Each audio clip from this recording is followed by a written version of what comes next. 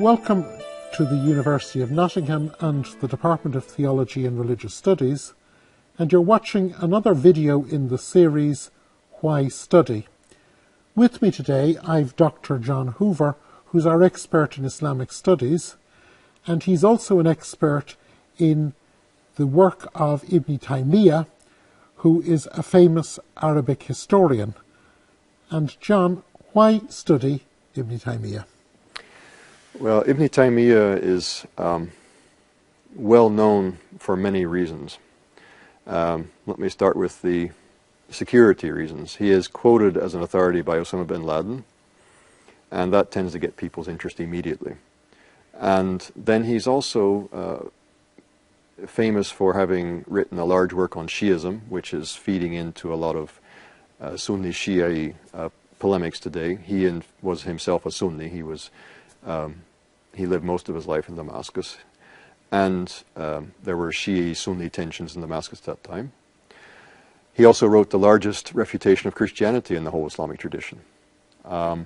He's written a refutation of Aristotelian logic, and coming out of this, he's quite a modern figure, actually, in terms of his epistemology and the way in which he approaches texts and so on. He's written a very huge work arguing that the revelation of Islam agrees with reason, so the agreement of revelation and reason. He's talked about Sufism and the spirituality of Islam, and he is well known for his critique of saint worship, shrine worship, or the shrine cult. So he covers all kinds of things, and there are different groups of Muslims and non-Muslims today who have taken interest in his work on any one of these counts and gotten quite into his thought. But he has something to say about a lot of different things. He stands about midway between the beginning of Islam and the present day. He lived in the late 1200s, early 1300s. He died in 1328.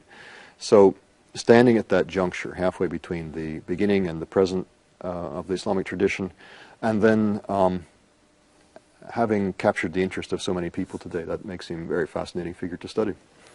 So, in other words, here is someone who in Islam is as significant in the range of his work as Augustine or Aquinas is in the Christian tradition. Or even more so. I like to say sometimes, if you walk the streets of Cairo, you can find Ibn Taymiyyah's works, or especially the works of his disciple Ibn Qayyim al-Jawziyah, who writes a bit more poetically and more beautifully. You find them in almost any Islamic bookshop, where you're not going to find Augustine and Aquinas in any bookshop in the UK. Yes, unfortunately. So there's a sense in which Ibn Taymiyyah and Ibn Qayyim al-Jawziyah, his student, are more present in centers like Cairo and. So studying him is not just studying the historical thought in the way that we might study the historical thought of some great thinker in the past. It's actually studying a living force in Islamic understanding today. Yes, studying Ibn Taymiyyah is indeed studying a living force in the Islamic tradition, the present-day Islam. To what extent is Ibn Taymiyyah today? We spoke earlier about him being a living force. Mm-hmm. What would you say is the most salient of his thoughts that is active today?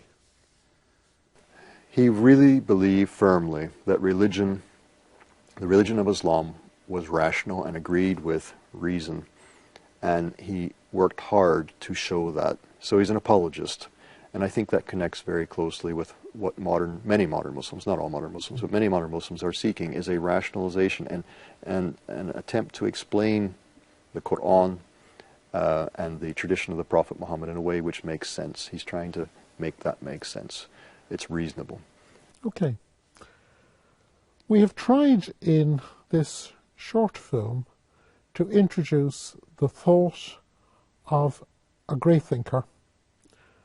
I hope you found it interesting, and I hope that it has helped you to discover more and whet your appetite to study even more. John, it's been great having you. Thank you. thank you for watching. And from the Department of Theology and Religious Studies here in the University of Nottingham, goodbye.